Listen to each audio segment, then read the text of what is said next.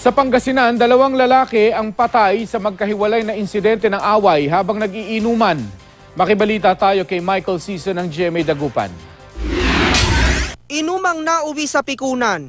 Ito raw ang punot dulo ng pagkamatay ng padre de pamilya na si Domingo Prado, isang magsasaka sa barangay Gamata, San Carlos City, Pangasinan.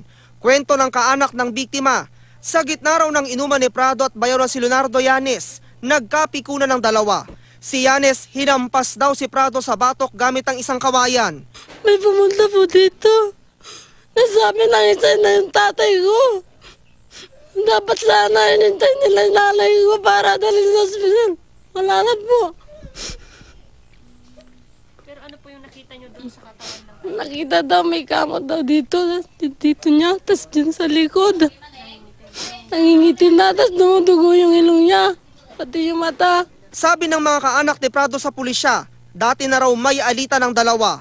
Minsan na ilalabas nila yan sa inuman, doon sila nakakaroon ng lakas ng loob na ilabas, so na hindi naman nagugustuhan nung kainuman. Aminado ang suspect na nagsuntukan sila ng kanyang bayaw, pero hindi raw siya ang pumatay kay Prado. Kung ginagawa masama, bayaw ko yun. Ayan. Justisya po yung gusto namin. Kasi buhay ng tatay kong inanula. Nauwi rin sa patayan ng inuman ng 51 anyo sa si Romulus Cuba at kaibigang si Ferdinand Rayos. Nagkaroon daw ng pagtatalo ang dalawa at pinagbabaril umano ni Rayos si Cuba. Ayon sa pulisya, nagtamo ng tama ng bala sa ulo at kaliwang balikat ang biktima. Nasa kustodiya na ng pulisya ang suspect. Michael Season, Nagbabalita, Pilipinas.